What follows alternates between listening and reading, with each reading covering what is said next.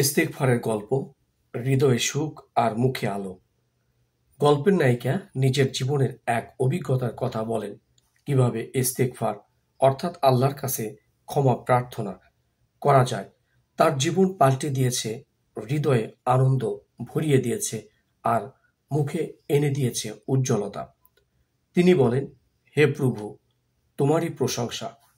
যে বান্দা তার হৃদয়কে ইস্তেগফারে নিয়োজিত রাখে সে পরিশুদ্ধ হয়ে যায়। সে যদি দুর্বল হয় শক্তি পায়, অসুস্থ হলে আরোগ্য লাভ করে, বিপদগ্রস্ত হলে মুক্তি পায়, বিভ্রান্ত হলে সঠিক পথ পায়, উদ্বিগ্ন হলে প্রশান্তি পায় আর দরিদ্রতা হলে রিজিক প্রাপ্ত হয়। আমার ইস্তেগফারের যাত্রা কয়েকদিন আগে আমি ইস্তেগফার করা শুরু করছিলাম এক নতুনভাবে।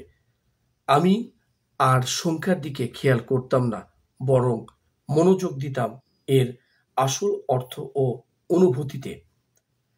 আমি যেন পুরো হৃদয় দিয়ে আল্লাহর কাছে কথা বলতাম, তাওবা করতাম আর প্রতিটি শব্দে নিজেকে তার সামনে হাজির মনে করতাম। 2 দিন পরই হঠাৎ আমার ভাই এসে আমাকে একটা উপহার দিলেন, একটি আইফোন 6। আল্লাহ তা আমার জন্য বরকতময় করুন, কিন্তু এটি ছিল কেবল শুরু। ইস্তেগফারের পরপরই অলৌকিক পরিবর্তন। আমি আমার আন্তরিক ইস্তেগফারের পদ্ধতি চালিয়ে যেতে থাকলাম। কয়েকদিন পর আমার ভাতিজা এসে হাসিমুখে আমাকে একটা খাম দিল, বলল, এটা তোমার জন্য। তোমার মুখে হাসি ফুটুক।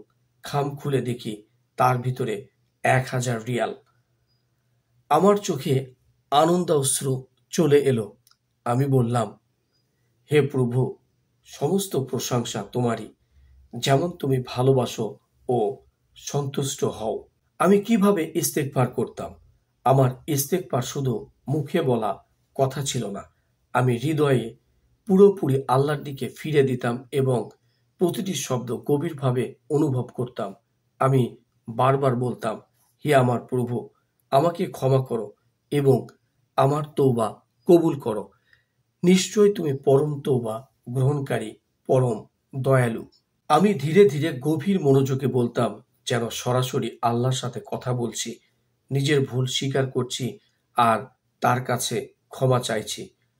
আমি কখন ইস্তেগফার করতাম? সেজদায় করতাম, সালামের আগে অর্থাৎ নামাজের শেষে, রাতের শেষ তৃতীয়াংশে অর্থাৎ তাহাজ্জুদ নামাজের সময়, আর যে কোনো সময় যখন হৃদয় একান্তে আল্লাহর দিকে ফিরে যেত। তাহলে রহস্যটা কোথায়? আমি বুঝলাম, অনেকে শুধু মুখে মুখে আস্তাগফিরুল্লাহ বলে, কিন্তু হৃদয়ে অনুপস্থিত থাকে। অথচ আল্লাহ চান এমন ইস্তেগফার যা আসে হৃদয়ের গভীর থেকে, খালি শব্দ নয়। আল্লাহ তাআলা বলেছেন, আর তিনি তোমাদের দিয়েছেন তোমরা যা যা চেয়েছ তার সবকিছু। খেয়াল করো, আমি খেয়াল করো আল্লাহ বলেননি খেয়াল করো আল্লাহ বলেননি কিছু, বলেছেন সব। অর্থাৎ তোমার আর আল্লাহর মাঝে শুধু একটি জিনিসের ব্যবধান, একটি আন্তরিক দোয়া যা হৃদয়ের গভীর থেকে আসে এবং তার রহমতের প্রতি পূর্ণ বিশ্বাস রাখে। সচেতন হৃদয়ে ইস্তেগফার করো, তখনই তুমি জীবনে বিস্ময়কর পরিবর্তন দেখবে।